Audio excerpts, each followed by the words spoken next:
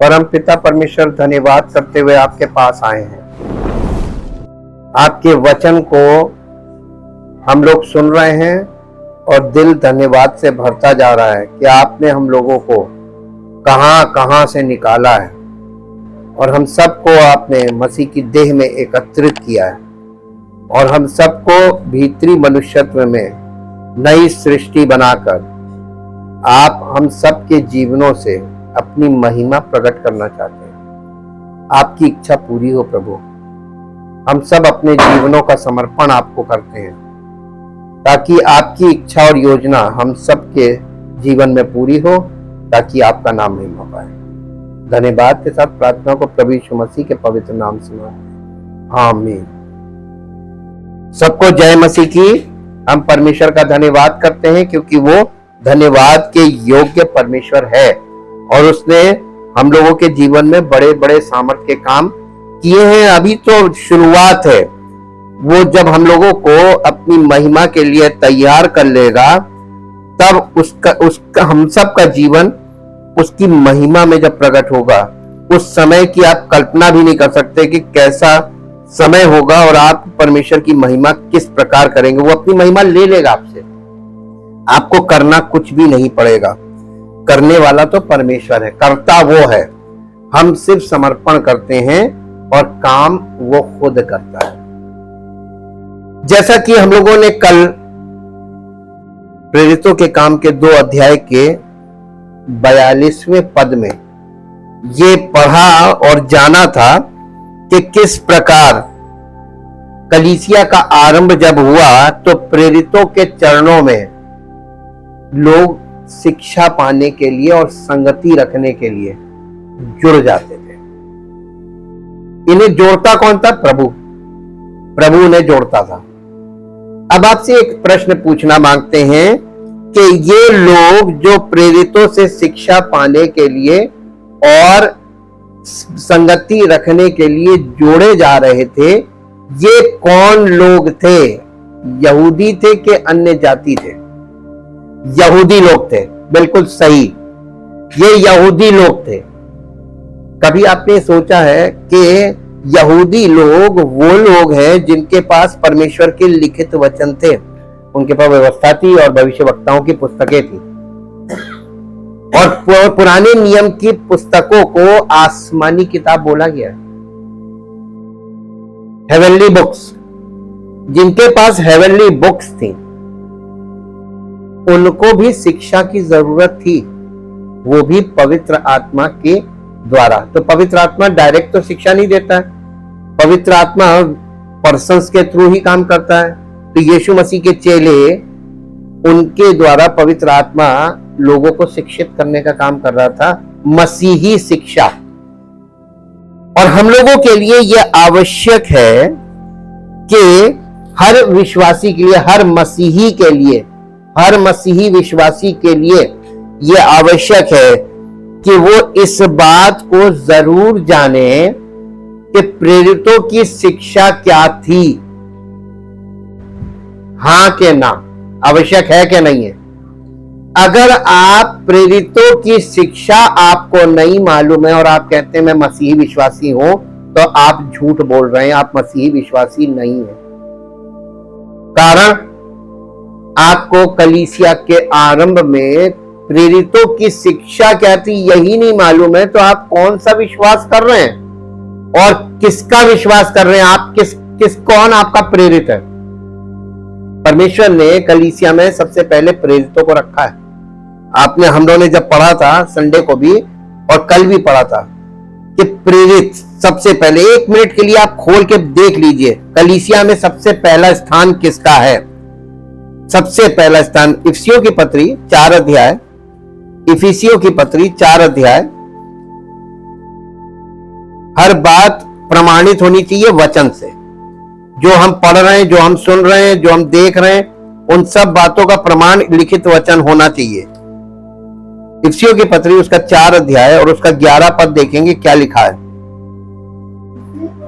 उसने यानी प्रभु यीशु मसीह ने या पिता पुत्र पवित्र आत्मा ने कुछ को प्रेरित नियुक्त करके और कुछ को भविष्यवक्ता नियुक्त करके और कुछ को सुसमाचार सुनाने वाले नियुक्त करके और कुछ को रखवाले और उपदेशक नियुक्त करके कलीसिया में दे दिया। तो प्रभु ने कलीसिया का में जो लोग रखे हैं सेवक, वो नियुक्त किए हुए होने चाहिए ना उसकी तो ओर से, और उसकी ओर से नियुक्त आपको देखने को मिलेगा प्रेरितों के 2 अध्याय में कि किस प्रकार तो वो प्रेरित थे। और सबसे पहला स्थान किसका है? प्रेरितों का है।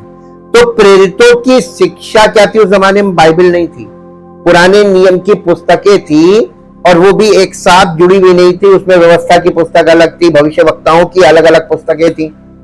जैसा हम लोग देखते हैं कि जब प्रभु यीशु मसीह मंदिर में गया तो वो पढ़ने के लिए खड़ा हुआ और सेवक ने उसको यशाया भविष्यवक्ता की पुस्तक दी। वो एक्चुअली पुस्तक नहीं थी, वो स्क्रॉल था, वो लिखा हुआ। अब पुस्तक तो अब बनी है, तो उस समय बाइबल थी नहीं। तो प्रेरितों से क्या शिक्षा मिलती थी, ये खोज का विषय आज होना चाहिए कि नहीं होना चाहिए। लेकिन इससे पहले हर चीज का एक फाउंडेशन होता है। तो प्रेरितों की शिक्षा का आधार या नींव या फाउंडेशन, उसको हम जानेंगे कि उनकी शिक्षा की जो आधार था या फाउंडेशन थी वो क्या थी, ऐतिहासिक बैकग्राउंड। हम लोग प्रेरितों के 2 अध्याय में वहां पर जो कुछ हो रहा है उसका ऐतिहासिक पक्ष क्या है, ऐतिहासिक पहलू क्या है, आज हम उसको केवल उसी को देखेंगे। हालांकि आपको टुकड़ों में सब कुछ बताया जा चुका है, और अभी जब हम लोग उसको रिवाइज करेंगे तो आपको सब याद आएगा और आपको समझ में आएगा कि हाँ, ये हमने पढ़ा है, ये हमने सुना है, और ये चीज ऐसे है। सर्किट बन कंप्लीट हो जाएगा, असेंबलिंग कह लीजिए आप, ये चीजों की असेंबलिंग हो जाएगी। और ये प्रेरितों के काम की पुस्तक के 2 अध्याय में एक बहुत बड़ा काम हुआ है। पहले अध्याय में यीशु मसीह का स्वर्गारोहण हुआ है, और दूसरे अध्याय में पवित्र आत्मा का उतरना या पवित्र आत्मा उंडेला जाना। और प्रेरितों के काम की पुस्तक में जो सबसे पहली चीज हम लोगों को 2 अध्याय में मिलती है, वो क्या मिलती है? 2 अध्याय का पहला पद पढ़ के देखिए, उसमें क्या चीज मुख्य है। जब पेंतेकोस्त का दिन आया, क्या चीज इंपॉर्टेंट है इसमें? पेंतेकोस्त। अब अन्य जाति को पेंतेकोस्त नहीं मालूम, ये केवल यहूदियों को मालूम है, क्योंकि यहूदियों का एक पर्व है पेंतेकोस्त। देखिए, यरूशलेम के अंदर यीशु मसीह का मारा जाना, यीशु मसीह का गाड़ा जाना और यीशु मसीह का जी उठना, ये जो कुछ भी हुआ इस समय यरूशलेम में पर्व के दौरान हुआ, यहूदियों के पर्व के दौरान हुआ। बिना पर्व के परमेश्वर ने कार्य नहीं किया। तो सबसे पहली बात तो आपको यह बता दें, ऐतिहासिक बैकग्राउंड में जब हम लोगों ने पर्वों का अध्ययन किया था, याद आ गया होगा 7 पर्व। तो पर्वों का जो अध्ययन किया था वो इसीलिए किया था कि हमको ये देखना है कि परमेश्वर के ने जो भी महत्वपूर्ण कार्य मानव जीवन के लिए किए, उद्धार के लिए, मानव उद्धार के लिए, वो सारे कार्य पर्वों के दौरान हुए। वो पर्व क्या थे? वो कटनी का पर्व था। कटनी के 2 पर्व होते हैं। एक कटनी का पर्व हमारे देश में भी वैसे ही है। एक कटनी का पर्व आता है जो आपके मार्च, अप्रैल, मई, इनमें एक कटनी का पर्व होता है। और दूसरा कटनी का पर्व होता है अक्टूबर, नवंबर में, अक्टूबर, नवंबर, दिसंबर में, वो दूसरा होता है। 2 फसलें होती हैं, दोनों के कटनी के पर्व हैं। तो साल में 2 बार कटनी आती है, हाँ के ना? अब आप बहुत आसानी से, अब आप एक चीज देखिए कि यहूदियों के जो पर्व थे वो केवल कटनी के पर्व थे, और एक नए वर्ष का पर्व हुआ करता था। यानी उनका कोई धार्मिक, आपको वो जैसे बाकी लोगों में आपको पर्वों के पीछे एक धार्मिक कथा मिलेगी, यहूदियों के पर्वों के पीछे कोई कथा नहीं, केवल कटनी का पर्व, यानी ऐसी चीज जो पूरी दुनिया में सब लोग मना सकते हैं। कटनी का पर्व क्या हमारे यहां नहीं मनाया जाता है? फसल कटती है तो खुशी मनाई जाती है, तो फसल की कटनी पे खुशी मनाने का जो पर्व होता, तो देखिए कटनी के पर्व हैं। अब आप फिर ये देखिए कि हम लोगों का उद्धार खेत से रिलेटेड क्यों है। फिर यहां पर आपको एक चीज देखने को मिलेगी, परमेश्वर कटनी के पर्व के द्वारा हमारे उद्धार की कथा बता रहा है। यीशु मसीह का मारा जाना, गाड़ा जाना और उसका जी उठना, ये पर्व के दौरान हुआ, वो भी कटनी के पर्व। फिर उसके बाद ये कटनी जो है इजराइल में, ये कटनी 2 पार्ट में होती थी। ये 2 पार्ट ऐसे होती थी कि अप्रैल के महीने में, यह साल का पहला महीना माना जाता है यहूदी कैलेंडर में, इस पहले महीने में जो पहली कटनी होती थी वो जौ की कटनी होती थी, बार्ली जौ की कटनी होती थी। और जौ की कटनी के लिए जब जौ के लिए खेत काटे जाते थे तो महायाजक खेत में जाकर जौ की कटनी का पहला पूला उठाकर उसको हिलाता था खेत में, और फिर वो पहला भाग जो है वो यहोवा के मंदिर में चढ़ावे में दे दिया जाता था। ये विधि थी ब्लेसिंग के लिए। तो वो लोग जो जौ की कटनी हुई थी, और वो जौ की कटनी जो पहला पूला होता था, यीशु मसीह को वो पहला पूला दिखाया गया जौ की कटनी का। और जौ की कटनी के 50 दिन बाद गेहूं की कटनी होती थी। और ये पेंतेकुस्त का पर्व आप देखिए तो क्रूसीफिक्शन से 50वें दिन पड़ता था।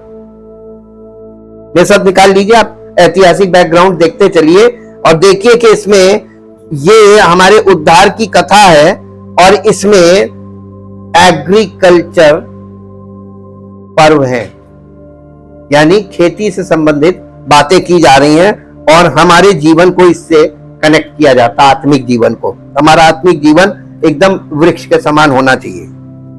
वृक्षों की आयु बहुत लंबी होती है। ये लेवी व्यवस्था 23 अध्याय में आइए, और यहां पे आप देखेंगे फसह और अखमीरी रोटी का पर्व। ठीक, तो इसका 4 पद खाली पढ़ दीजिए। फिर यहोवा के पर्व जिनमें से एक एक के ठहराए हुए समय में तुम्हें पवित्र सभा करने के लिए प्रचार करना होगा, वे ये हैं। पहले महीने के 14वें दिन को गोधूली के समय यहोवा का फसह हुआ करे। तो ये पहला पर्व था, पहले महीने का पहला पर्व फसह का पर्व। इसमें फसह मनाना तुम लोग, और फसह में क्या था, एक मेमना बलि करना। ध्यान रखिएगा, फसह का पर्व में मेमना बलि करना, उसके लहू को अपने चौखट के दोनों अलंगों पे लगाना, उसके मांस को भूंज के खाना। ठीक, अब इसके बाद इसके 6ठे पद को पढ़िए। और उसी महीने के 15वें दिन को यहोवा के लिए, अब देखिए जो फसह का पर्व है वो 7 दिन का, और अखमीरी रोटी का पर्व उसी महीने के पहले महीने के 14वें दिन को, नहीं 14वें एक दिन का था। फसह का पर्व 1 दिन का था। 14वें दिन को गोधूली के समय यहोवा का फसह हुआ करे, और उसी महीने के 15वें दिन यानी दूसरे दिन से। ये पहले दिन जो फसह का पर्व 1 ही दिन का था, 1 दिन में समझ लीजिए कुछ घंटों का था। उसके बाद दूसरे दिन से कौन सा पर्व था, अखमीरी रोटी का पर्व। अखमीरी रोटी का पर्व 8 दिन का था, 7 दिन का था। 7 दिन के बाद 8वें दिन हमको परमेश्वर के लिए पवित्र सभा करनी होती थी।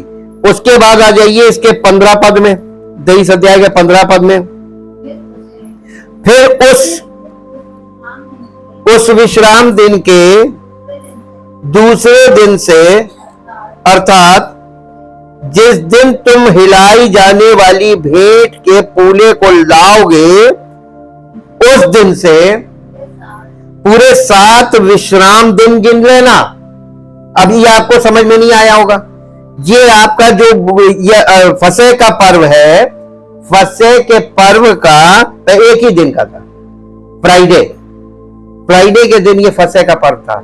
सैटरडे से अखमीरी रोटी का पर्व आता था और ये चलता था अगले संडे तक, यानी अगले सबत यानी सैटरडे तक, और संडे को पवित्र सभा होती थी। तो जो अखमीरी रोटी का के बाद जो वो सबत का दिन आता था या सैटरडे आता था, शनिवार का दिन, वो सबत का दिन, विश्राम दिन। वहां से कह रहा है कि उस विश्राम दिन के दूसरे दिन से, अर्थात जिस दिन तुम हिलाई जाने वाली भेंट के पूले लाओगे, उस दिन से पूरे 7 विश्राम दिन गिन लेना। अब आप ये बताइए, गिन के 7 विश्राम दिन गिनना है। अब देखें आपकी मैथ कितनी अच्छी है। 49 डेज आ गए, बिल्कुल 49 डेज के अगले दिन, विश्राम दिन के बाद कौन सा दिन आता है? सैटरडे के बाद कौन सा आता है? संडे। तो ये जो 49 दिन के बाद जो संडे पड़े, वही पेंतेकुस्त का दिन है, वही पेंतेकुस्त का दिन है।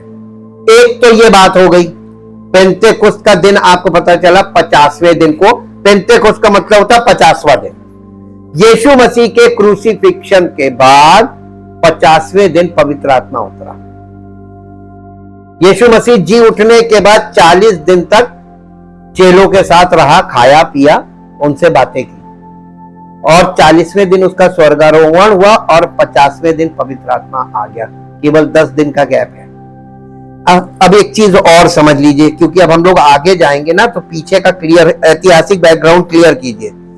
इसके बाद आप इसमें आइए, व्यवस्था, लेवी व्यवस्था 25 अध्याय में, 25 अध्याय का पहला पद पढ़िए।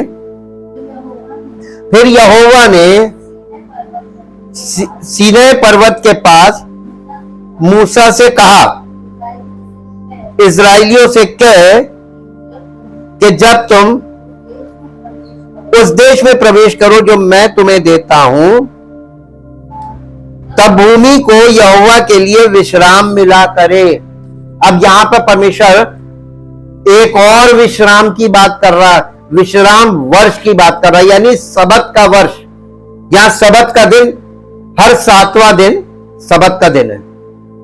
तो सबत का साल कौन सा होगा? सबत का वर्ष कौन सा होगा? हर 7वां दिन विश्राम दिन है। तो हर 7वां वर्ष विश्राम वर्ष हुआ कि नहीं हुआ? अरे सिंपल मैथ है, इसमें कोई गुणा भाग करना ही नहीं है, चट आंसर मिलना चाहिए। अब देखिए इसका 8 पद से पढ़िए, 25 अध्याय 8 पद से। 7 विश्राम वर्ष अर्थात 7 गुना 7 वर्ष गिन लेना। 7 विश्राम वर्षों का ये समय 49 वर्ष होगा। तब 7वें महीने के 10वें दिन को अर्थात प्रायश्चित के दिन जय जयकार के महाशब्द का नरसिंगा अपने सारे देश में सब कहीं फुकवाना और उस 50वें वर्ष को पवित्र मानना और देश के सारे निवासियों के लिए छुटकारे का प्रचार करना। ये वर्ष तुम्हारे यहां जुबली कहलाए। उसमें तुम अपनी अपनी निज भूमि और अपने अपने घराने में लौटने पाओगे। तुम्हारे यहां ये 50वां वर्ष जुबली का वर्ष कहलाए। उसमें तुम ना बोना और जो अपने आप उगे उसे भी ना काटना और ना बिन छांटी हुई दाखलता की दाखों को तोड़ना, क्योंकि जो जुबली का वर्ष होगा वो तुम्हारे लिए पवित्र होगा। तुम उसकी उपज खेत ही में से लेके खाना। इस जुबली के वर्ष में तुम अपनी अपनी निज भूमि को लौटने पाओगे, और यदि तुम अपने भाई बंधु से कुछ मोल लो, भाई बंधु के हाथ कुछ बेचो, या अपने भाई बंधु से कुछ मोल लो, तो तुम एक दूसरे पर अंधेर ना करना। जुबली के बाद जितने वर्ष बीते हो, उनकी गिनती के अनुसार दाम ठहरा के एक दूसरे से मोल लेना, और शेष वर्षों की उपज के अनुसार वो तेरे हाथ बेचे। जितने वर्ष और रहे उतना ही दाम बढ़ाना, और जितने वर्ष कम रहे उतना ही दाम घटाना, क्योंकि वर्ष की उपज की संख्या जितनी हो उतनी ही वो तेरे हाथ बेचेगा। तुम अपने अपने भाई बंधु पर अंधेर ना करना, अपने परमेश्वर का भय मानना। मैं तुम्हारा परमेश्वर यहोवा हूं।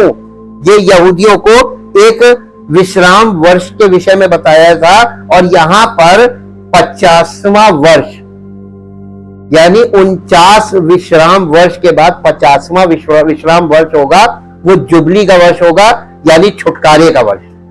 जुबली का मतलब छुटकारा। फिर इसके बाद आता है 7वें वर्ष की समस्या। अब ये अभी इसका कोई हम लोगों को इंपॉर्टेंस नहीं है, ये व्यवस्था का पार्ट आ गया। अब हम आते हैं, मेरे साथ निकालिए एक पद और वो आपको मिलेगा यिर्मयाह नबी की पुस्तक, और उसका 25वां अध्याय हम लोग लगाया था ना, 25वां अध्याय यिर्मयाह नबी की पुस्तक, और उसका 25 अध्याय का 11 पद पढ़िए। सारी जातियों का ये देश उजाड़ ही उजाड़ होगा। क्यों? ये इजराइल की बात कर रहा है परमेश्वर। परमेश्वर अपने लोगों को इतना सख्त तरीके से पनिशमेंट केवल बोलता नहीं था, देता था। परमेश्वर उनको करेक्ट करने के लिए इतनी हार्ड पनिशमेंट देता था, ताकि आने, क्योंकि मालूम है नई वाचा के अंतर्गत परमेश्वर अन्य जातियों को लाने वाला था, ताकि अन्य जातियों के लिए ये गवाही हो वचन में कि वो देखे कि परमेश्वर सत्यता के लिए, पवित्रता के लिए कितना हार्ड है। कोई कॉम्प्रोमाइज नहीं करता, ना सच्चाई से और ना पवित्रता से। परमेश्वर कभी कॉम्प्रोमाइज ना किया, ना कभी करेगा। उसने उन लोगों को जो जिनके लिए परमेश्वर, उसने उनकी कितनी कमजोरियों को सहा, लेकिन उसके बावजूद साथ साथ पनिशमेंट भी बराबर से देता रहा। उनको कहीं छूट नहीं दी उसने। इसीलिए लिखा परमेश्वर की संतान बनने का मतलब उनसे सीखना है हम लोगों को, कि कैसे उनको बना रहा था ऐसे ही हमको बनाएगा। बहुत हार्ड है, लेकिन हमारी भलाई के लिए करता है वो। अब देखिए 11 पद को समझने के लिए आपको 8 पद से पढ़िए। इसलिए सेनाओं का यहोवा यूं कहता है,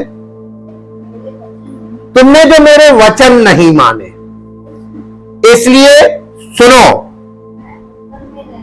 मैं उत्तर में रहने वाले सब कुलों को बुलाऊंगा, अपने दास और अपने दास बेबीलोन के राजा नबूकदनेस्सर को बुलवा भेजूंगा, और उन सबों को इस देश और इसके निवासियों के विरुद्ध और इसके आसपास की सब जातियों के विरुद्ध भी ले आऊंगा, और इन सब देशों का मैं सत्यानाश कर दूंगा। उन्हें ऐसा उजाड़ दूंगा कि लोग इन्हें देखकर ताली बजाएंगे, वरन ये सदा उजड़े ही रहेंगे। यहोवा की यह वाणी है, मैं ऐसा करूंगा कि इनमें ना तो हर्ष और ना आनंद का शब्द सुनाई पड़ेगा, और ना दूल्हे या दुल्हन का, और ना चक्की का भी शब्द सुनाई पड़ेगा, और ना इनमें दिया जलेगा। सारी जातियों का ये देश उजाड़ ही उजाड़ होगा और ये सब जातियां 70 वर्ष तक बेबीलोन के राजा के अधीन रहेगी। एक्चुअली यहां पर जातियां जो लिखा है ना, ये जातियों का मतलब है राष्ट्र, इंग्लिश में आप पढ़ेंगे नेशंस। और ये नेशंस को पनिशमेंट क्यों मिल रहा है? क्योंकि इजराइल के 12 गोत्रों के लोग परमेश्वर ने पूरी दुनिया में फैलाए थे, तो पूरे हर राष्ट्र में यहूदी लोग हैं। हाँ के ना, है ना? उस देश में, दूसरे देशों में, वो राष्ट्रों में बस गए और परमेश्वर हर राष्ट्र को पनिश कर रहा है केवल यहूदियों के चक्कर में, यहूदियों के चक्कर में। अब देखिए यहां पर ये उनके यानी जो दूसरे देशों में चले जाएंगे, बेबीलोन की बात हो रही है। और ये बेबीलोन के जो दूसरे राष्ट्रों में रहेंगे, ये वहां के लोगों की, वहां की पूजा पद्धतियों का पालन करने लगेंगे। और जबकि इनके लिए हार्ड तरीके से ये बोला गया, मुझे छोड़ किसी को ईश्वर करके ना मानना। और ये वचन को जानने के बाद और समझने के बाद और इजराइल के कुल में जन्म लेने के बाद अगर ये करेंगे तो क्या ये माफी के लायक है? क्योंकि ये अब्राहम के वंश हैं फिजिकली, और परमेश्वर इनको एक्सेप्ट नहीं करेगा जब तक पनिश नहीं करेगा। अब आप देखिए परमेश्वर कितना सटीक काम करता है। और फिर 12वां पद पढ़िए, जब 70 वर्ष बीत चुके हैं, तब मैं बेबीलोन के राजा और उस जाति के लोगों और कसदियों के देश के सब निवासियों को अधर्म का दंड दूंगा। यहोवा की ये वाणी है, और उस देश को सदा के लिए उजाड़ दूंगा। मैं उस देश में अपने ये सब वचन पूरे करूंगा जो मैंने उसके विषय में कहे हैं, और जितने वचन यिर्मयाह ने सारी जातियों के विरुद्ध भविष्यवाणी करके पुस्तक में लिखे हैं, क्योंकि बहुत सी जातियों के लोग और बड़े बड़े राजा भी उनसे अपनी सेवा कराएंगे। मैं उनको उनकी करनी का फल भुगताऊंगा। ये किसको पनिश किया जा रहा है? हाँ, इजरायलियों को, यहूदियों को। परमेश्वर अब आपको बताते हैं, ये इतिहास से जुड़ा हुआ आ रहा है। परमेश्वर ने यहूदी लोगों के लिए एक विधि जो रखी थी, पर्व की विधि। पर्व में 3 ऐसे पर्व थे जिनमें यहूदी पुरुषों का यरूशलेम के मंदिर में उपस्थित होना मैंडेटरी था, अनिवार्य था। और वो 3 पर्व थे, फसह का पर्व और अख़मीरी रोटी का पर्व और पेंतेकोस्त का पर्व। ये 3 पर्व। ठीक, अब बहुत ध्यान रखिएगा, हम कलीसिया के इतिहास को, कहां से कलीसिया आरंभ हो रही है, और आरंभ में जो लोग हमको पेंतेकोस्त में मिल रहे हैं, और जो लोग वहां पर पेंतेकोस्त के दिन पवित्र आत्मा के द्वारा सुसमाचार सुन रहे हैं, ये कौन लोग थे? अन्य जाति नहीं थे, ये सब यहूदी, ये सब यहूदी थे। और इन यहूदियों से परमेश्वर क्यों नाराज था? क्योंकि ये दूसरे राष्ट्रों में रहने लगे थे, इजराइल से बाहर, और ये उन राष्ट्रों के कारण अशुद्ध हो गए थे, उन लोगों के बीच में रह के। अच्छा, यहूदियों के लिए अन्य जाति राष्ट्रों में रहना, उनके बीच में रहना, खाना पीना, ये अशुद्धता थी। इसलिए अन्य जाति के लोग, यहूदी लोग अन्य जातियों के साथ भोजन नहीं करते। इसको अपने दिमाग में रखिएगा, क्योंकि नए नियम में भोजन जब आता है तो भोजन का मतलब, ये आपस में बैठकर भोजन करने का मतलब कि तुम ग्रहण कर लिए गए हो। जब आप परमेश्वर के परिवार में ग्रहण किए जाते हैं तो वहां पर सब लोग एक साथ भोजन कर सकते हैं। ये पक्षपात नहीं होगा कि हम इनके साथ खाना नहीं खा सकते। ठीक, खाने से ये एक चीज जुड़ी हुई थी, और ये व्यक्तित्व वाली बात है, इसमें और कोई गहराई नहीं है। अब आप सीधे सीधे मेरे साथ आ जाइए डैनियल नबी की पुस्तक में। डैनियल नबी की पुस्तक में यहां पे 70 हफ्तों के विषय में यर्मिया भविष्यवाणी कर रहा है। अच्छा, यर्मिया की पुस्तक वो पढ़ रहा था डैनियल। जब डैनियल ये पुस्तक पढ़ रहा था तो डैनियल इस पुस्तक में, जब यहां पे अभी हम लोगों ने पढ़ा, ये पढ़ा तो डैनियल डर गया, क्योंकि वो भी यहूदी था। उसने कहा ये तो बड़ा भयानक किस्सा है और इससे कैसे होगा। तब देखिए यहां पे इसके 9 अध्याय में आइए, डैनियल 9 अध्याय।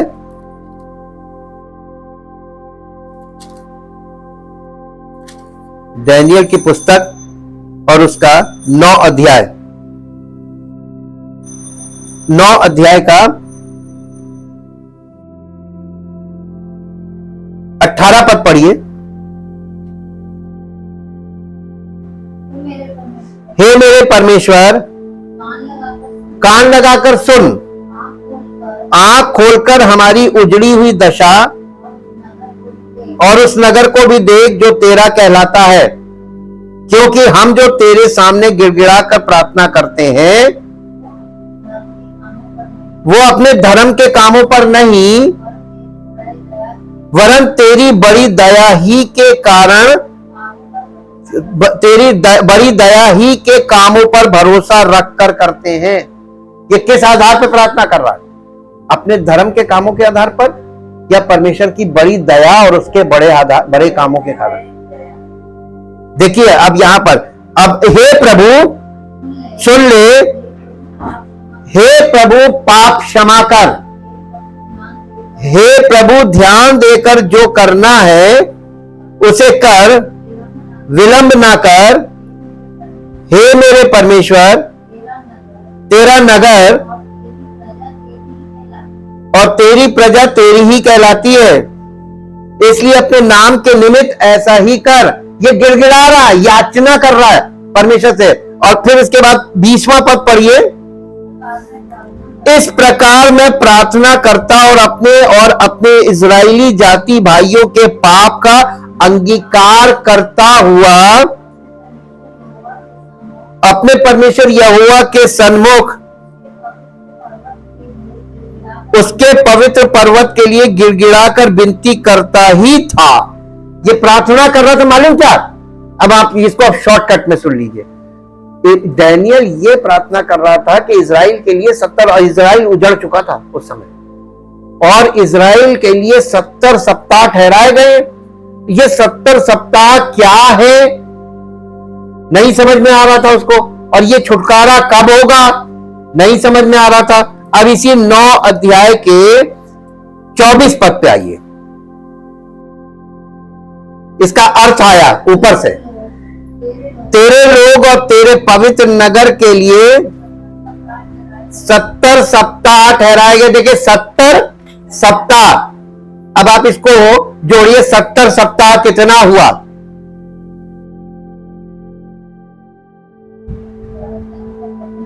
उनचास हफ्ते हुए ना, वही पेंतेकोस्त आ जाएगा 50वां, करेक्ट।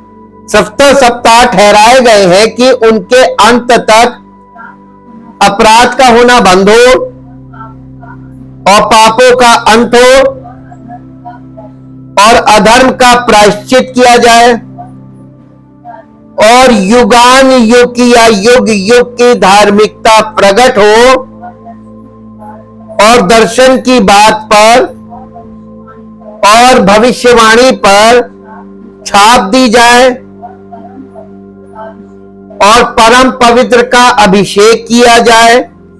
इसलिए ये जान और समझ ले कि यरूशलेम को फिर से बसाने की आज्ञा निकलने से लेकर अभिषिक्त प्रधान के समय तक कितने बीतेंगे? 7 सप्ताह बीतेंगे। 7 ये वर्ष नहीं आ रहा, 7 सप्ताह बीतेंगे। फिर 62 सप्ताहों के बीतने पर चौक और खाई समेत वो नगर कष्ट के समय में फिर बसाया जाएगा। उन 62 सप्ताहों के बीतने पर अभिषिक्त पुरुष काटा जाएगा और उसके हाथ कुछ न लगेगा और आने वाले प्रधान की प्रजा नगर और पवित्र स्थान को नष्ट तो करेगी, परंतु उस प्रधान का अंत ऐसा होगा जैसे बाढ़ से होता है, तो भी उसके अंत तक लड़ाई होती रहेगी, क्योंकि उसका उजड़ जाना निश्चय ठान लिया गया है।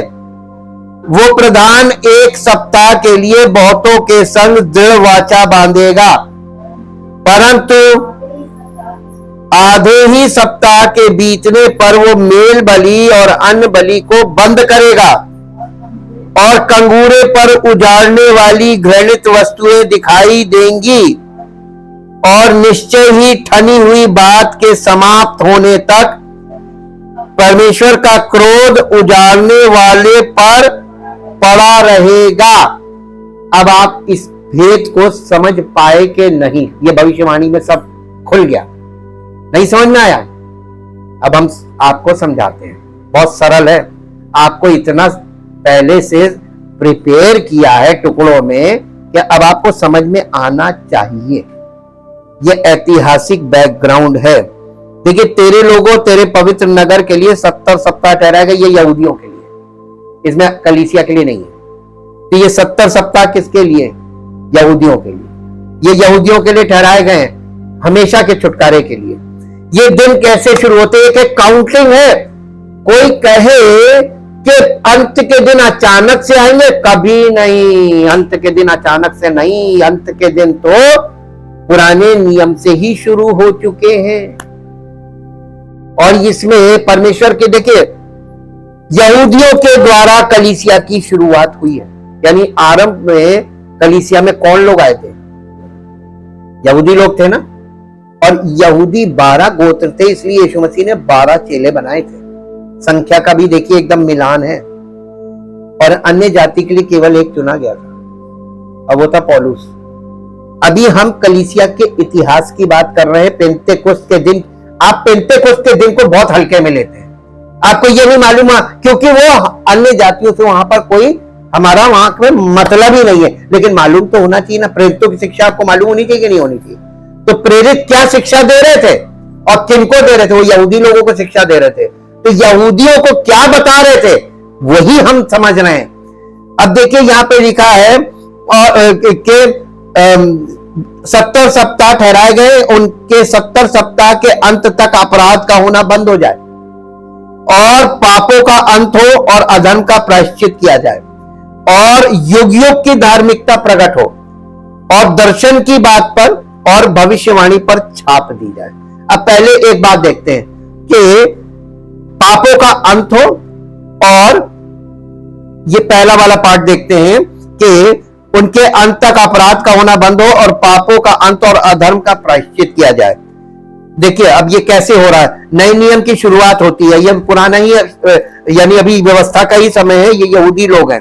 अब इसमें जब आप इसमें आते हैं, मत्ती रचित सुसमाचार के 3 अध्याय में, उन दिनों में यूहन्ना बपतिस्मा देने वाला आकर यहूदिया के जंगल में ये प्रचार करने लगा, मन फिराओ क्योंकि स्वर्ग का राज्य निकट आ गया है। यहां से शुरुआत हो रही है। अब ये भविष्यवाणी देखिए कि अपराध का होना बंद हो और पापों का अंत और अधर्म का प्रायश्चित किया जाए। तो हम तो पश्चाताप करते। प्रायश्चित किसने किया? प्रायश्चित किसने किया हमारी जगह? हमारा प्रायश्चित वही ना, फसह के मेमने का मतलब ये प्रायश्चित का मेमना, वो हमारा प्रायश्चित। तो ये अधर्म का प्रायश्चित किसने किया? इसमें यहूदियों के लिए भी है, हमारे लिए, सबके लिए। अब देखिए, यहां पर लिखा है कि पाप, अपराध होना बंद हो और पापों का अंत और अधर्म का प्रायश्चित किया जाए। ये यहां से शुरू होता है। यहूदियों को मन फिराव का प्रचार और यहूदियों को पानी का बपतिस्मा, ये यहूदियों के लिए। इसमें हम लोगों का कोई भाग ही नहीं है। हम लोग यहां कहां हैं? टाइम बार देखिए ना, किस युग की बात है, किन लोगों से बात की जा रही है। और ये आज क्योंकि लोगों को कलीसिया का इतिहास नहीं मालूम है, इसलिए अन्य जाति के लोग वो करने लगे जो उनको नहीं करना है। अब आप देखिए, फिर यहां पर इसी भविष्यवाणी में आपको सब मिलेगा। और युग युग की धार्मिकता प्रकट हो, तो यीशु मसीह के बलिदान से कौन सी धार्मिकता प्रकट हुई है? युग युग की धार्मिकता। यानी अब यही एक धार्मिकता है बाकी सारी धार्मिकताएं खत्म हो गई, सेल्फ राइचियसनेस खत्म, रिलीजन खत्म, यीशु मसीह ने क्रूस पे सब मिटा दिया। लेकिन लोगों को सत्य मालूम होगा तब तो। अब फिर देखिए, और दर्शन की बात पर और भविष्यवाणी पर छाप दी जाए। किसी के पास इंग्लिश में है, इंग्लिश पे खोलिए, डैनियल चैप्टर 9 वर्स 24, बहुत इजी हो जाएगा। चैप्टर 9 वर्स 24, डैनियल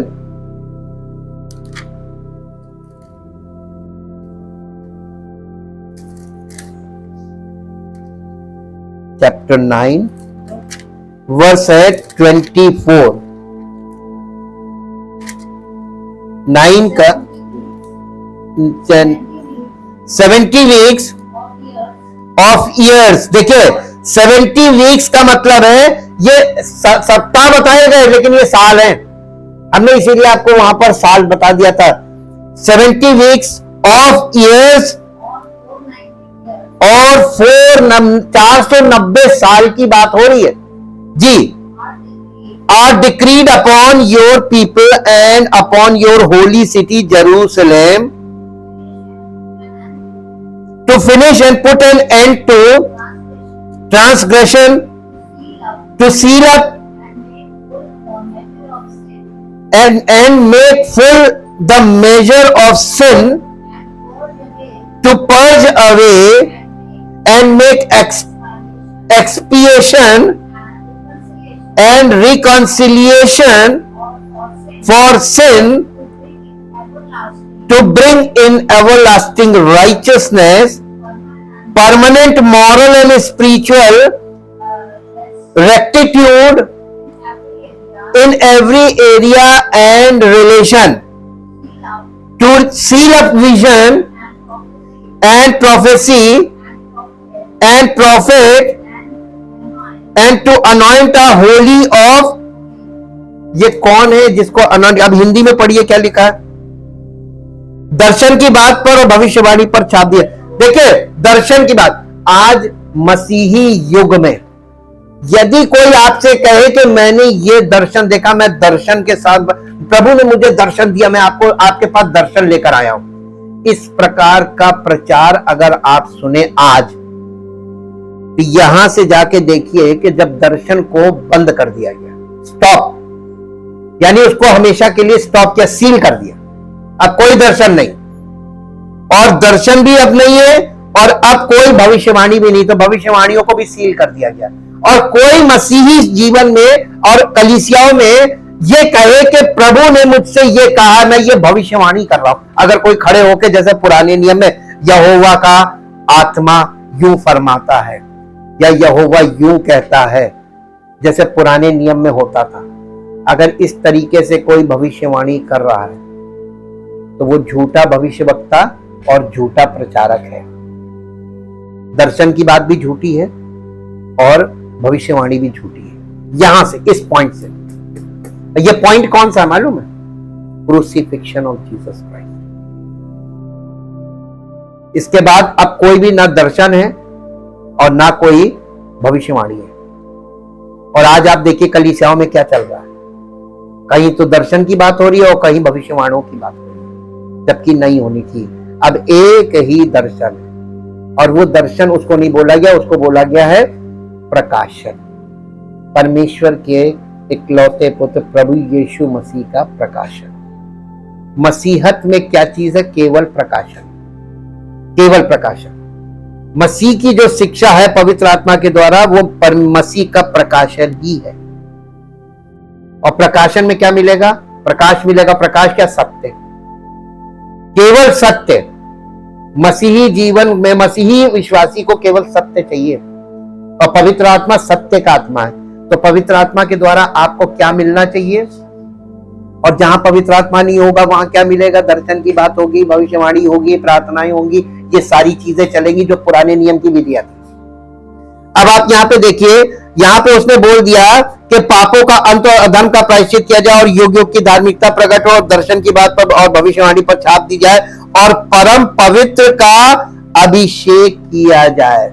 ये यीशु मसीह के बपतिस्मे को बता रहा है। जैसे वो पानी में गया और बाहर आया, ऊपर से पवित्र आत्मा उतरा, ये था अभिषेक, ये था परम पवित्र का अभिषेक।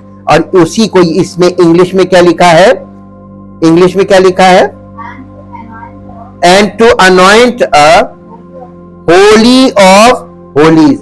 अब ये होली ऑफ होलीज कौन है, ये होली ऑफ होलीज कौन है, यीशु मसीह। जब आप कलीसिया में आते तो आप कहां आ रहे हैं, होली ऑफ होलीज में, जहां पुराने नियम में आपको बताया गया कि जो जाता था मर जाता था। तो आपको ये समझ के आना चाहिए कि आप कहां बैठे हैं और यहां किस तरीके की एक्टिविटीज आप लोग करते हैं सब लोग, ये देखिए। अब आपको पता चल रहा ना। अब इसके बाद देखिए क्या लिखा हुआ है, हिंदी में आ जाइए 25वां पद। इसलिए ये जान और समझ ले कि यरूशलेम को फिर से बसाने की आज्ञा निकलने से लेकर, ये कहां से है, यरूशलेम को जला दिया गया था। ये भी इतिहास का ही भाग है। ये बात शुरू होती है नहम्याह की पुस्तक से। तो जो ये 25वां पद हम पढ़ रहे हैं, ये नहम्याह की पुस्तक से जो शुरुआत हो रही है वहां से लिया गया है, नहम्याह से लेके। इसलिए लिखा है कि इसलिए ये जान और समझ ले कि यरूशलेम को फिर बसाने की आज्ञा निकलने से लेकर अभिषिक्त प्रधान के समय तक 7 सप्ताह बीतेंगे। 7 सप्ताह का मतलब 7 साल, 7 सप्ताह का मतलब कितना हुआ, 49। तो ये 490 साल में ये कितना हुआ, उसमें से 1 माइनस कीजिए, ये 49 ईयर्स कह लीजिए, 49 नहीं 49, हाँ 490 ईयर्स थे।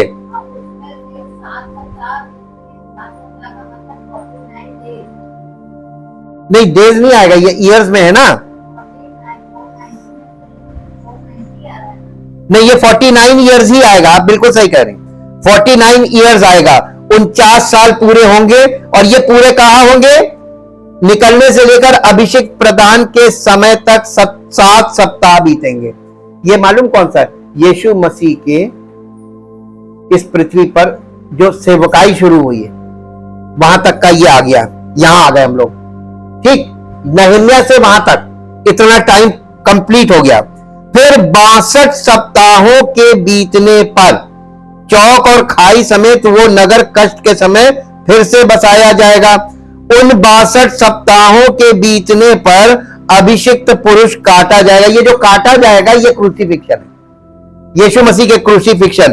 तो अब ये हम लोग कितना आ गए, 49 उधर हो गया, 49 सप्ताह, और उसके बाद 62 सप्ताह।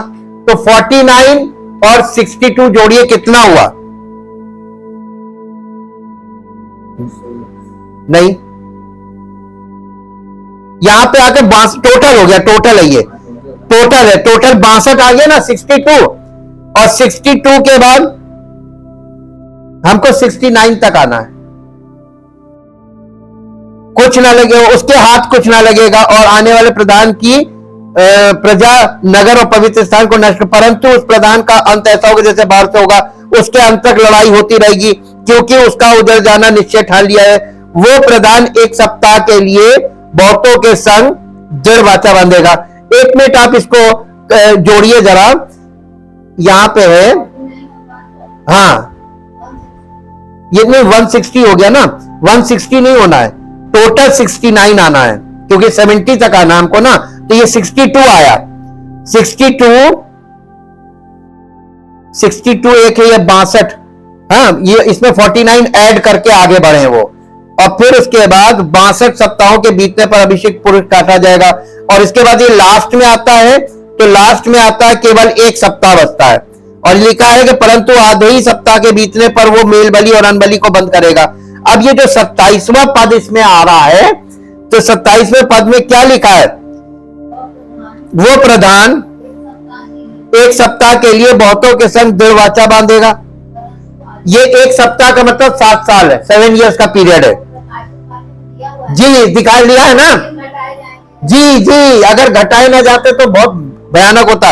अब इसमें एक चीज देखिए कि और कंगूरे पर उजाड़ने वाली घृणित वस्तु दिखाई देगी और निश्चय ही ठनी हुई बात के समाप्त होने तक परमेश्वर का क्रोध उजाड़ने वालों पर पड़ा रहेगा। अब आप इधर आइए, मत्ती रचित सुसमाचार 24 अध्याय, 24 अध्याय में आ जाइए और 24 अध्याय में आप इस जगह पे आइए, 24 अध्याय का 15 पद पढ़िए। इसलिए जब तुम उस उजाड़ने वाली घृणित वस्तु को जिसकी चर्चा दानियेल भविष्यवक्ता के द्वारा हुई थी पवित्र स्थान में खड़ी हुई देखो, जो पढ़े वो समझे, तब जो यहूदिया में हो वो पहाड़ों पर भाग जाएं, जो छत पर हो वो अपने घर में के सामान लेने को ना उतरे। ये क्या हो गया? देखिए, महासंकट का आरंभ। और ये संकट और क्लेश, और इसके ऊपर पढ़िए तो यह 3 पद पढ़ेंगे तो यहाँ पे पढ़िए 3 पद क्या लिखा है। जब वो जैतून पहाड़ पर बैठा था तो चेलों ने एकांत में उसके पास आकर ये कहा, हमें बता कि ये बातें कब होंगी, तेरे आने का और जगत के अंत का क्या चिन्ह होगा। यीशु ने उनको उत्तर दिया, सावधान रहो, कोई तुम्हें भरमाने ना पाए, क्योंकि हाँ, मेरे नाम से आकर कहेंगे मैं मसीह हूं। हाँ, और यहाँ पे उसने ये संकट और क्लेश की बात कहना शुरू की कि ये मेरे आने से पहले भरमाया जाएगा और सब झूठी शिक्षा फैलेगी। ये सब इसमें लिखा हुआ है। और 15वें पद में लिखा महासंकट का आरंभ। और फिर ये जो है ये चिन्ह होगा। तो ये जो 15 पद में चिन्ह लिखा है, ये तीसरा मंदिर अब जो बनने जा रहा है उसके कंगूरे पर होगा, उस मंदिर के अंदर होगा और यहूदियों के साथ होगा। हम लोगों का उसमें कोई भाग नहीं। हम कलीसिया है, अन्य जाति हैं, ये हम लोगों के लिए नहीं है। लेकिन ये चिन्ह यहूदियों के लिए क्यों रखा गया है? यहूदियों को परमेश्वर ने अभी तक ग्रहण नहीं किया है। कलीसिया का आरंभ किससे हुआ था? यहूदियों से। और फिर यहूदियों का ब्रेक लग गया। वो जो 12 प्रेरित थे वो यहूदियों के लिए थे और अन्य जाति के लिए किसको चुना था? पौलुस को। ठीक, तो जो आरंभ में आपको पेंतेकुस्त वाला पार्ट है, ये पार्ट यहूदियों के लिए ही है।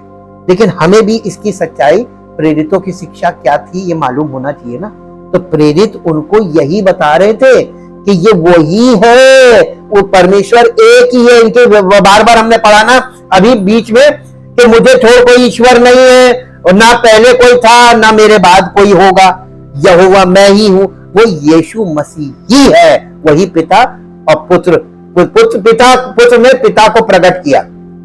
तो दोनों एक ही हैं और वही बलिदान हुआ। ये यहूदियों को समझाने में समस्या ज्यादा आ रही थी क्योंकि वो पुस्तक के बाद भी नहीं समझ रहे थे। अब आ जाइए प्रेरितों के काम 2 अध्याय में। आपको ऐतिहासिक बैकग्राउंड पता चल गया। पेंतेकुस्त से किसका संबंध है? अन्य जातियों का कि यहूदियों का? अब देखिए ये यहूदियों का यहाँ पे है। अब यहाँ पर एकाएक आकाश से बड़ी आंधी की सी सनसनाहट हुई। अब आपको एक पॉइंट और बताते हैं, अभी ये कनेक्शन बनेगा नहीं। अब एक पॉइंट और बताते हैं। पेंतेकुस्त यहां पे है। पहली बार पेंतेकुस्त का जो पर्व मनाया था, देखिए अब आप यहां से चलिए, उत्पत्ति के निर्गमन के 12 अध्याय से फसह के पर्व की शुरुआत होती है, जो उन्होंने मिस्र में इजरायलियों ने अपने अपने घरों में मनाया था फसह का पर्व। हाँ के ना? इतना तो आपको समझ में मालूम होगा ना। वहां से वो चले और फिर वहां से परमेश्वर ने उन्हें निकाल के मूसा की अगुवाई में उनको निकाला। और जब वो निकाल के जा रहे थे तो जंगल में जब वो सिनै पहाड़ पर के नीचे पहुंचे, सिनै पहाड़ के सामने, निर्गमन की पुस्तक 19 अध्याय निकाल लीजिए। निर्गमन की पुस्तक 19 अध्याय मिला? नहीं मिला? मिल गया। 19 अध्याय में क्या हुआ था? इजरायली सिनै पर्वत के पास, यहाँ पे इजरायलियों को मिस्र देश से निकले हुए जिस दिन 3 महीने बीते उसी दिन वे सिनै के जंगल में आए, और जब वे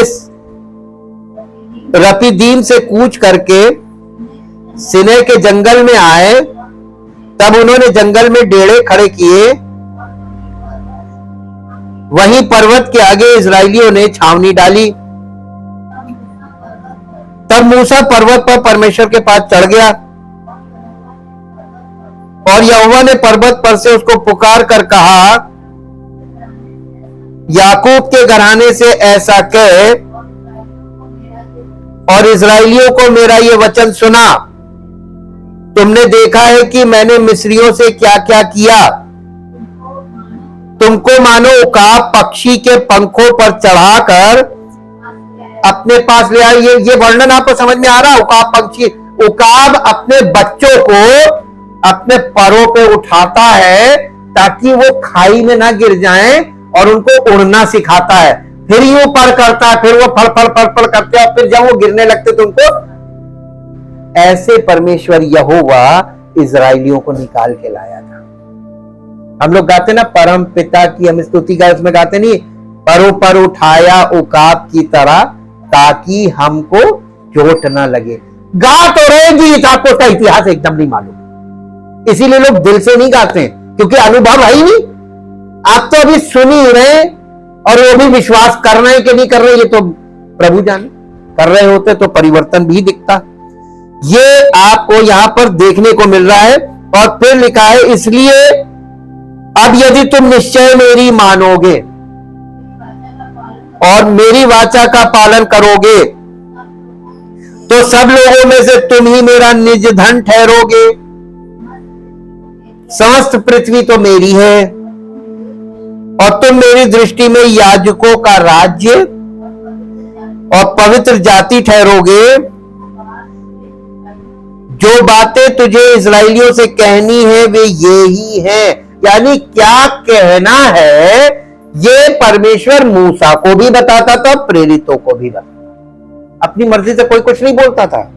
और आज देखिए कलीसियाओं में लोग कैसे अपनी मर्जी से प्रचार कर रहे हैं। क्या परमेश्वर ऐसी अनुमति देता है? नहीं, नहीं देता। ये गलत प्रचार इसलिए क्योंकि अपनी मर्जी से कर रहे हैं, और वो बातें कर रहे हैं जिनका कोई औचित्य नहीं है, जरूरत ही नहीं है। तब मूसा ने आकर लोगों के पुरनियों को बुलवाया, और ये सब बातें जिनके कहने की आज्ञा यहोवा ने उसे दी थी उनको समझा दी। और सब लोग मिलकर बोल उठे, जो कुछ यहोवा ने कहा वो सब हम नित्य करेंगे, यानी प्रतिदिन, रोज करेंगे। लोगों की ये बातें मूसा ने यहोवा को सुनाई। तब यहोवा ने मूसा से कहा, सुन, मैं बादल के अंधियारे में होकर तेरे पास आता हूं, इसलिए कि जब मैं तुझसे बातें करूं तब वे लोग सुने और सदा तुझ पर विश्वास करें। और मूसा ने यहोवा से लोगों की बातों का वर्णन किया। अब इसके बाद जब आप देखते हैं कि 16 पद में आइए, 16 पद अब पढ़िए। जब तीसरा दिन आया तब भोर होते ही बादल गरजने और बिजली चमकने लगी, और पर्वत पर काली घटा छा गई। फिर नरसिंगे का भारी शब्द हुआ, और छावनी में जितने लोग थे सब कांप उठे। तब मूसा लोगों को परमेश्वर से भेंट करने के लिए छावनी से निकाल ले गया, और वे पर्वत के नीचे खड़े हुए। और यहोवा जो आग में होकर सिनै पर्वत पर उतरा था, इस कारण समस्त पर्वत धुएं से भर गया, और उसका धुआं भट्टे का सा उठ रहा था, और समस्त पर्वत बहुत कांप रहा था। फिर जब नरसिंगे का शब्द बढ़ता और बहुत भारी होता गया, तब मूसा बोला। देखिए बोल कौन रहा है और वाणी किसकी निकल रही है? मूसा के मुख से किसकी वाणी निकल रही है? ये पुराना नियम था। ये पुराने नियम में ये पहली बार, पहला फस है जो मिस्र में उन लोगों ने मनाया था, फसह के द्वारा उनको छुटकारा हुआ। फसह छुटकारे का प्रतीक है। ठीक, परमेश्वर ने उनको मिस्र से निकाल लाया, और मिस्र से निकालने के बाद लाल समुद्र जो पार कराया, ये उद्धार का चित्र है। ठीक, और यीशु मसीह का जो बलिदान है वो हमारे लिए फसह, वो हमारा फसह का मेमना है। फसह के मेमने का मतलब वो हमें संसार से और पाप की गुलामी से हर जगह से निकालता है। उसने निकाला, हम निकले नहीं है। और यहां पर आप देखिए पेंतेकुस्त के दिन वहां क्या हो रहा है, वही पेंतेकुस्त को आपको समझ, ये यहूदियों के लिए था लेकिन समझना हमको भी चाहिए कि क्या हुआ था। ये पहला पेंतेकुस्त है जब मूसा जो है और मूसा बोला और परमेश्वर ने वाणी सुनाकर उनको उत्तर दिया, और यहोवा सिनै पर्वत की चोटी पर उतरा और मूसा को पर्वत की चोटी पर बुलाया और मूसा ऊपर चढ़ गया। तब यहोवा ने मूसा से कहा, नीचे उतर के लोगों को चेतावनी दे, कहीं ऐसा ना हो कि वे बाड़ा तोड़ के यहोवा के पास देखने को घुसे और उनमें से बहुत से नष्ट हो जाएं। और याजक जो यहोवा के समीप आया करते हैं वे भी अपने को पवित्र करें, कहीं ऐसा ना हो कि यहोवा उन पर टूट पड़े। तो याजक को भी बोला था, याजक भी नहीं जा सकता था, केवल मूसा गया था। और मूसा ने यहोवा से कहा, वे लोग सीनै पर्वत पर नहीं चढ़ सकते, तूने आप ही हमको ये कहकर चिताया। अब इसके बाद जब आप आते हैं तो ये लिखा है 20वां पद, इसके ऊपर क्या लिखा हुआ हेडिंग, जब मिस्र से निकले तो कौन सा कटनी का पर्व चल रहा था, फसह का पर्व। और फसह के पर्व के समय निकले, और जब वो लाल समुद्र पार करके सिनै के पास पहुंचे तो पेंतेकुस्त का समय आ गया। ये पहली बार था जब यहाँ पे पेंतेकुस्त, पहला पेंतेकुस्त यहूदियों ने जो मिला इनको, तो उसमें इनको क्या मिला परमेश्वर से, 10 आज्ञाएं। 10 आज्ञाएं ये परमेश्वर ने इनको दिया कि शायद अब ये मेरी इच्छा समझ जाएं और इन चीजों से, अपने आप को वर्जित चीजों से अलग करेंगे, जो परमेश्वर ने नहीं पसंद करता, मना किया है, वो मान जाए। इसी बात को वो दानियल में कह रहा है कि 70 सप्ताह बीतने पर परमेश्वर इनका न्याय करेगा। तो देखिए सबसे पहले गाज किस पर गिरी ना, यहूदियों पे गिर गई। इनको मना किया था, ये मन फिराव का बपतिस्मा इनको इसीलिए दिया जा रहा था कि देखो वो आ रहा है, देखो वो आ रहा है। इन लोगों ने उसको ग्रहण ही नहीं किया, मसीह ही नहीं माना। तो इनको कह दिया जब ये नहीं मान रहे, इनका बैरियर बंद करो, अन्य जाति को बुलाओ। इसलिए पौलुस को खड़ा करके अन्य जातियों को परमेश्वर ने ग्रहण करना कलीसिया में शुरू किया। तो हमको परमेश्वर का धन्यवाद करना चाहिए कि उसने हम लोगों को, जो किसी कोने से, ना हमारे पास कोई लिखित वचन थे, ना कोई शिक्षक था, ना कोई सिखाने वाला था, कोई भी अन्य जाति बच्चा बचपन से वचन से वाकिफ नहीं है, तो उनके लिए वो परमेश्वर का पूरा वचन एक नई चीज है, नई चीज है। तो अब ये बताइए कि शुरुआत कहां से करनी चाहिए? शुरुआत इसीलिए बॉर्न अगेन से की गई। बॉर्न अगेन का मतलब ये, पहले तो आप अपना जीवन कलीसिया में समर्पित कर दो कि प्रभु हम कलीसिया को से अलग नहीं, आप तेरी देह से कभी अलग नहीं हो। ये एक तरीके की पर्सनल वाचा। पेंतेकुस्त का पर्व, जब ज्यादातर मसीही पेंतेकुस्त शब्द सुनते हैं तो वे तुरंत प्रेरितों के काम के 2 अध्याय में पवित्र आत्मा के आने के बारे में सोचते हैं। लेकिन इस घटना से पहले पेंतेकुस्त के पर्व की यहूदी संस्कृति में एक गहरी परंपरा थी। ये यहूदी संस्कृति से ही शुरुआत हो रही है। तो प्रभु यीशु मसीह जब आया तब भी वो किसका समय था? यहूदी लोग। और उस समय क्रूसीफिक्शन से पहले का जो समय है वो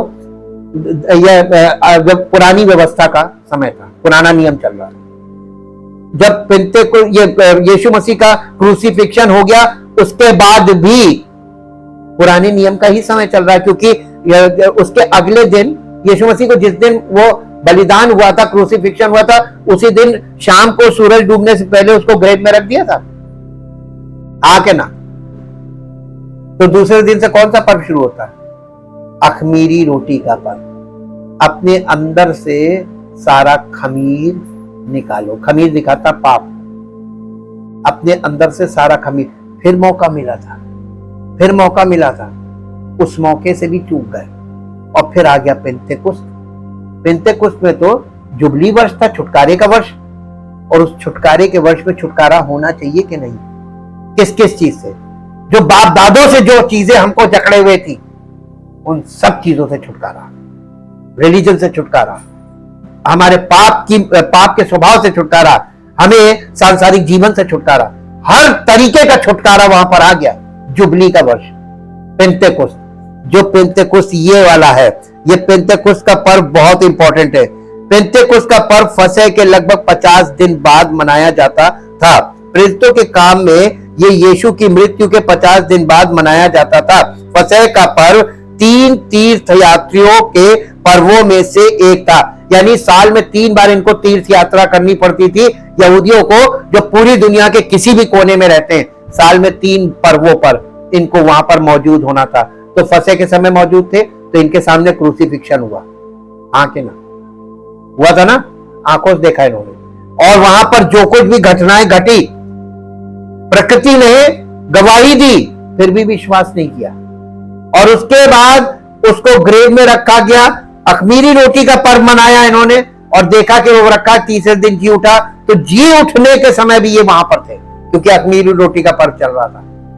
तब भी देखा, हाँ कि ना? लेकिन ग्रहण क्यों नहीं किया?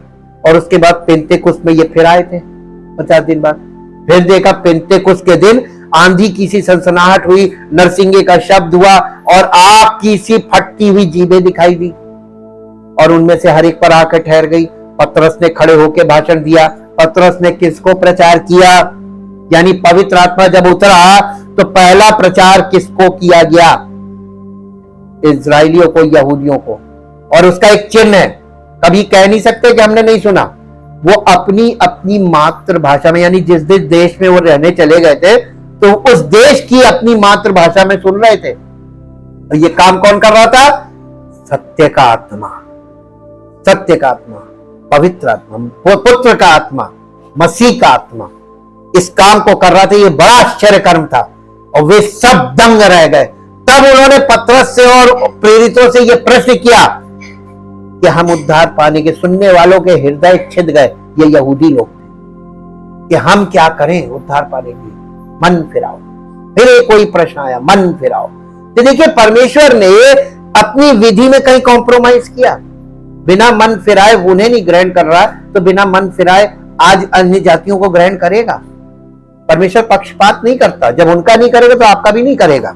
और ये चीज हम लोगों को समझ में आनी चाहिए। और जिसके लिए यहूदी पुरुषों को यरूशलेम की यात्रा करनी पड़ती थी, यानी ये 3 पर्व थे, जिसकी जड़ें कृषि से जुड़ी हैं, लेकिन समय के साथ इसमें धार्मिक महत्व जुड़ गया। विशेष रूप से ये ईश्वर के साथ यहूदियों की वाचा के नवीनीकरण और यहूदी कानून तोरा के दिए जाने के उत्सव के रूप में विकसित हुआ। पेंतेकुस्त के दिन क्या दिया गया था? 10 आज्ञाएं, तोरा, जिसे तोरा बोलते हैं। और इसलिए ये लोग इसको सेलिब्रेट करते थे कि इस दिन हमको ये आज्ञाएं मिली। और जब यीशु मसीह के स्वर्गारोहण के बाद वाला जो पेंतेकुस्त था, उस पेंतेकुस्त को परमेश्वर ने बिल्कुल बदल दिया। अब यहां पे क्या हो गया? अब परमेश्वर यहां पर छुटकारा दे रहा है। वो बंधन थे, 10 आज्ञाएं बंधन थी। ये इस यहूदी पर्व के दौरान है कि पवित्र आत्मा प्रेरितों के पास शक्तिशाली तरीके से आता है। और पवित्र आत्मा जो प्रेरितों पे आया, तो प्रेरित किसकी ओर से बोल रहे थे? परमेश्वर की ओर से बोल रहे थे, या जो उनके मन में आ रहे थे वो बोल रहे थे? आज किस तरीके से तमाशा बनाया जाता पवित्र आत्मा का? वहां पर जो पवित्र आत्मा के द्वारा जो बोला जा रहा था, वो अंडरस्टैंडेबल लैंग्वेज थी। उसको जितने लोग सुन रहे थे, वो अपनी अपनी मातृभाषा में वो बातें सुन रहे थे जो बोली जा रही थी। और आज जो किया जा रहा है, ये क्या है? खुला तमाशा। परमेश्वर अपने वचन के द्वारा और पवित्र आत्मा जो सत्य का आत्मा है, परमेश्वर का वचन सत्य है और सत्य का आत्मा ही पवित्र आत्मा है। और अगर पवित्र आत्मा सत्य का आत्मा है तो इसका मतलब वो सत्य स्पष्ट कर सकता है। अगर आप पवित्र आत्मा के अनुसार बाइबल को पढ़ें और पवित्र आत्मा के अनुसार वचन को समझें तो आपको एकदम स्पष्ट दिखाई देगा कि आरंभ से परमेश्वर कैसे काम कर रहा है और परमेश्वर ने अन्य जातियों पर कितना बड़ा अनुग्रह किया, कितना बड़ा अनुग्रह किया कि अपने इकलौते पुत्र प्रभु यीशु मसीह के बलिदान के द्वारा, जिन्हें अन्य जाति के लोग नहीं जानते, यीशु मसीह को नहीं जानते, उस बलिदान को भी नहीं जानते, उनका क्रूसीफिक्शन से कोई लेना देना नहीं, तो उनको कौन बताएगा कि प्रभु ने तुम्हारे लिए क्या किया है, कलीसिया की स्थापना क्यों की गई है? ताकि अन्य जाति के लोग परमेश्वर के वचन से सत्य को प्राप्त करें और सत्य आपको स्वतंत्र करेगा। अब आपको पता चला सत्य किस प्रकार स्वतंत्र करता है। जब तुम सत्य को जानोगे तो सत्य तुम्हें स्वतंत्र करेगा। जिस दिन आपको सत्य पता चल जाएगा आप स्वतंत्र हो जाएंगे। अगर आपको सत्य नहीं मालूम है तो आप स्वतंत्र नहीं हो पाएंगे। मेरे साथ एक पद निकालिए जो आपको मिलेगा यूहन्ना रचित सुसमाचार, यूहन्ना रचित सुसमाचार 8 अध्याय, यूहन्ना रचित सुसमाचार 8 अध्याय, 8 अध्याय का 29 पद से पढ़िए, 29 वर्ष से। मेरा भेजने वाला मेरे साथ है, उसने मुझे अकेला नहीं छोड़ा, क्योंकि मैं सर्वदा वही काम करता हूं जिससे वो प्रसन्न होती है। कौन बोल रहा है? प्रभु यीशु मसीह बोल रहा है। वो ये बातें कह ही रहा था कि बहुतों ने उस पर विश्वास किया, लेकिन कभी आपको यह नहीं मिलेगा कि सबने उस पर विश्वास किया। सबने कभी नहीं किया और ना सब कभी करेंगे, लेकिन आपको यह जरूर मिलेगा बहुतों ने उस पर विश्वास किया। बहुतों ने किया, आज भी बहुत लोग कर रहे हैं, लेकिन सबने नहीं किया और सब कभी नहीं करेंगे। अब आगे पढ़िए 31। तब यीशु ने उन यहूदियों से जिन्होंने उस पर विश्वास किया था, यहूदी सबसे टफ, कहा नहीं, यदि तुम ना, वचनों में नहीं लिखा है।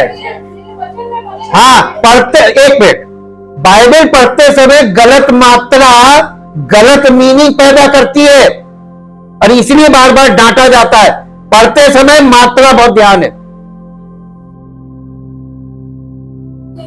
यदि तुम मेरे वचन में बने रहोगे, सिंगुलर है, वचनों प्लूरल हो गया, मेरे वचन में बने रहोगे तो सचमुच मेरे चेले ठहरोगे और तुम सत्य को जानोगे और सत्य तुम्हें स्वतंत्र करेगा।